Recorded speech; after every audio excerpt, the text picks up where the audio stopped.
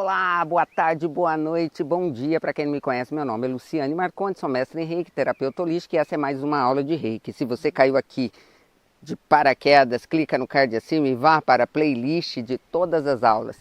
Nós estamos falando na gravação aqui em junho de 2020 e esse curso permanecerá aí iniciando pessoas até o final do ano.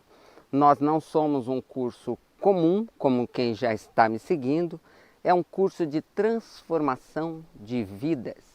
E retomando o nosso assunto da aula anterior, que é o ego, e o que tem a ver o ego com o Ho'oponopono e com o Reiki, que são as duas terapias que nós damos ênfase aqui nesse curso do Reiki Magic Transformation, que a gente pode até mudar o nome dele para Reiki Ho'oponopono Magic Transformation.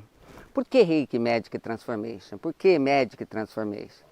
Porque o nosso intuito aqui é transformar vidas. Nós não queremos apenas dar um curso de Reiki, ensinar as técnicas que já existem. Nós queremos mudar vidas. Nós queremos fazer a diferença na sua vida. Nós queremos fazer com que você seja uma melhor versão de você ao fim desses 3 meses de aulas teóricas e que você chegue no momento da iniciação uma pessoa completamente diferente daquela que começou o curso. Que toda a teoria e todo o aprendizado trazido nessas aulas gravadas e também nas nossas lives semanais sirva como impulso para você buscar ser a sua melhor versão, que você queira de fato se tornar uma pessoa melhor, entendendo que o grande objetivo desse curso é transformar você numa melhor versão de você mesmo, aproveitando todas as suas habilidades, todas as suas qualidades, lembrando que 5% é talento, 95% é treino. E tudo que eu falo aqui necessita de treino, dedicação, mudança de hábito, quebrar paradigmas. Então, nós estávamos falando de como que o ego se cria lá na primeira infância, através das informações que recebemos dos nossos pais, das pessoas que cuidam da gente, e que é como se eles estivessem fazendo uma programação no nosso cérebro, que é um grande computador.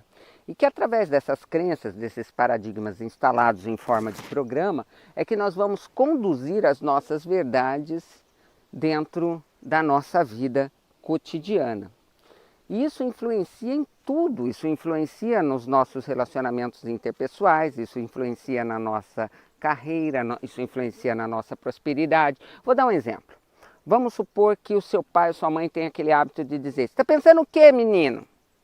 Dinheiro não nasce em árvore, não." Pronto, já se instalou uma crença de escassez dentro da sua mente. Já instalou uma crença de que dificilmente você vai ter dinheiro, que o dinheiro é muito difícil. Outras coisas também que a gente escuta: "Ah, estou correndo atrás do dinheiro." Você já viu o cachorro correndo atrás do rabo? Como é que acontece? Ele roda, roda, roda, roda e não sai do lugar e nunca pega o rabo. É mais ou menos isso que acontece quando a gente fala que está correndo atrás do dinheiro. E tantas outras crenças limitantes, né, são instaladas no nosso subconsciente, nas nossas memórias. Por exemplo, eu sei que eu tenho uma memória, talvez não de dor, mas que eu associei a uma dor, a questão dos doces, que eu fui uma criança muito doente, de pequena, e o meu pai sempre me acarinhava com muitas guloseimas. Então, meio que quando eu estou triste, chateada com alguma coisa, eu sinto a necessidade de comer alguma coisa doce, como uma forma de compensação daquela dor que eu estou sentindo.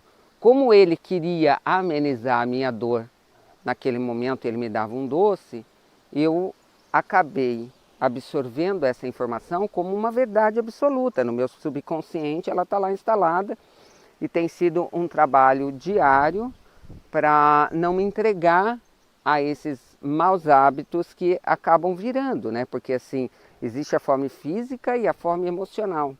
E para que eu estou falando disso se eu saísse eu estava falando do ego? Porque o ego é construído de todas essas informações. Né? As informações dos cheiros, do que a gente ouve, do que a gente vê. Então, se você pega uma criança, por exemplo, que vive numa família onde existe muito conflito e que pai bate em mãe, que mãe bate em pai, imagina como que é a mente dessa criança, como que ela foi formatada, que tipo de informação foi colocada ali. Então, nós temos que entender que tudo que a gente vê, ouve, sente, fala, sente o cheiro, tudo isso cria memória. E lá atrás, ainda mais, ainda mais. E aí a gente tem que pensar também que tipo de família que a gente nasceu. Quais eram os paradigmas dessas famílias? Como era a história familiar dessa família que eu nasci e como que eram essas informações para eles e como eles me passaram. Eu falei de uma das crenças limitantes com relação à questão de ganhar dinheiro, que dinheiro não dá em árvore, mas aí a gente pode partir também para a questão sexual. Eu com 50 anos ainda peguei uma parte, apesar de achar que ainda hoje ainda existe um pouco disso, de que mulher que não era mais virgem não servia para casar. Então você já nasce com aquele estigma de que se você for uma pessoa sexual, o que é ser normal, você é taxado de puta, você é taxado de vagabunda, de galinha, quer dizer, tem vários adjetivos dados às mulheres que são livres sexualmente por conta de todos os paradigmas instalados. Imagina para um homossexual como que é. Nós vivemos numa sociedade heterossexual. Ser homossexual é o anormal. A gente pode dizer, não, eu aceito, está tudo bem. Hoje todo mundo sabe, eu vivo uma relação homossexual, mas eu não nasci homossexual e eu não passei por nenhum tipo de preconceito, assim como eu sei que muitas pessoas que nascem homossexuais passam. No meu caso, eu fiz uma escolha. No meu caso, sim. Só que eu não sou a regra, eu sou a exceção. E por que eu estou dizendo isso? Porque todo esse ego também é construído diante desses conceitos que a família passa para a gente nessas áreas.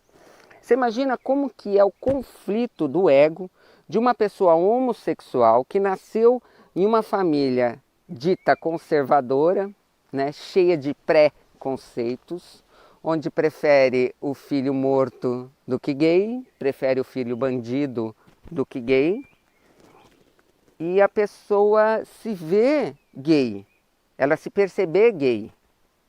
E eu tenho uma amiga trans, que antes dela ser trans, que a gente era amigo antes disso, e ela me disse uma vez que quando ela era adolescente, ela chorava e falava assim, por que Deus fez isso comigo? Por quê? Porque nós vivemos numa sociedade heterossexual, onde o normal é não ser gay. E isso tem tudo a ver com o ego. Então, quer dizer, a pessoa homossexual ela tem um conflito de ego com ela mesma, porque o ego dela foi construído durante a primeira infância, onde ela recebeu todas aquelas informações heterossexuais, e que de repente na adolescência ela percebe que aquilo não se encaixa. Ela percebe que aquilo não faz parte do que ela é, do ser. Né? Ela tem aquilo incutido no seu ego, mas ela não se sente daquela forma. Então imagina o conflito que é para uma pessoa ser desse jeito. E aí vem aquela coisa da necessidade de atender às expectativas das pessoas que ensinaram a gente. E aí, inevitavelmente, eu tenho que falar em especial dos homossexuais, porque naquele momento de descoberta bate o conflito de que eu vou decepcionar o meu pai e minha mãe. O que é que eles vão pensar disso? Como é que vai ser isso? Ai, será que eles vão continuar me amando? Será que eu ainda vou ser uma pessoa que pode ser amada, admirada, respeitada, mesmo sendo gay? Mas aí a gente estende esse questionamento não só para a questão da homossexualidade, ou da sexualidade, ou da pansexualidade. Nós estendemos aqui para todas as áreas da nossa vida. Quantas vezes a gente fez ou deixou de fazer coisas só para agradar os outros. Em primeiro momento, a gente acaba fazendo coisas para agradar os pais, porque quer ser amado e ser aceito, e acha que para isso é necessário que a gente atenda às expectativas deles. Mas depois também a gente passa a vida tentando agradar as outras pessoas do nosso convívio. Quantas vezes você se anulou dentro de um relacionamento afetivo sexual só para manter esse relacionamento?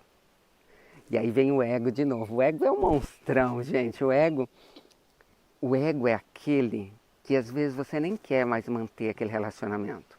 Mas de repente o cara tem uma ex ou a mina tem uma ex e você fala, não, ele não vai voltar com a pessoa, ela não vai voltar com a pessoa. Então você se submete a viver um relacionamento de merda só porque o teu ego tá dizendo pra você que você é mais foda. Só que na verdade você não tá sendo foda. Pra ser foda, você precisa saber ser feliz e tocar um foda-se. Não é simplesmente disputar. E eu tô falando isso por experiência própria. Eu também já fiz isso. Até eu perceber que aquilo era meu ego me afundando, levou tempo, não foi do dia para a noite. Por isso que eu falo que é uma caminhada, a gente tem que persistir nas nossas evoluções. O ego também é aquela parte nossa que está sempre julgando o outro diante das nossas verdades, né? Porque nós temos as nossas verdades. Então, aquilo que é verdade para mim, eu quero que seja verdade para o outro, porque se não for verdade para o outro, eu já fico putão da vida e não curto aquilo lá, eu quero brigar. E eu falo a gente porque eu me incluo, tá? Eu ainda estou num processo de aprendizado de não julgar. E aí a gente volta para uma das coisas que eu já falei em outras aulas, que é o mito da caverna de Platão, onde diz que estava lá os caras presos lá pelo pé, dentro de uma caverna, no escuro, só viam vultos e vozes. Um deles, um belo dia, saiu e foi conhecer o mundo lá fora. Depois ele quis voltar para contar para os outros que ali estavam. Reza a lenda que se ele tivesse feito isso, parte das pessoas que ali estavam não iam querer sair, porque não iam acreditar naquela verdade dele. Porque a verdade daqueles que estavam presos era a verdade consoante aquilo que eles viveram a vida toda, consoante a programação que foi incutida dentro da cabeça deles. Para eles, a única coisa que existia eram as vozes e as sombras. E é isso que a gente tem que entender. A nossa mente, com M maiúsculo, é a nossa conexão com a nossa divindade. A nossa mente, com M minúsculo, é todos esses conceitos, preconceitos, paradigmas, todo esse ego que atrapalha, de fato, a nossa conexão com o nosso divino e a oportunidade de evoluir, de crescer e de ser feliz, abandonando toda aquela coisa de que eu preciso provar isso, eu preciso provar para mim que eu posso, eu preciso provar para o outro que eu posso. Isso é ego, gente. Também gosto muito de uma outra frase da música do Renato Russo que fala, que é provar para todo mundo que eu não precisava provar nada para ninguém, me fiz em 1000 pedaços para você voltar. E é isso. A gente quer provar para todo mundo e ao mesmo tempo provar que não precisava provar nada para ninguém. Então a gente fica numa briga do ego, né, que eu preciso provar para o outro que eu sou bom. Então você não precisa provar para ninguém que você é bom.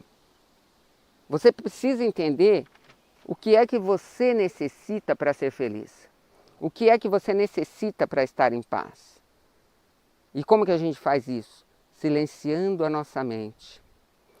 Praticando os princípios, né, tanto do Ho'oponopono quanto do Reiki e principalmente aprendendo como bambu, sendo forte, resistente, mas principalmente oco, porque é aí, nessa parte oca, que eu me conecto com a minha divindade e trago a minha essência, que é amor, que é paz, para essa dimensão. Gratidão a todos, namastê e até a próxima aula.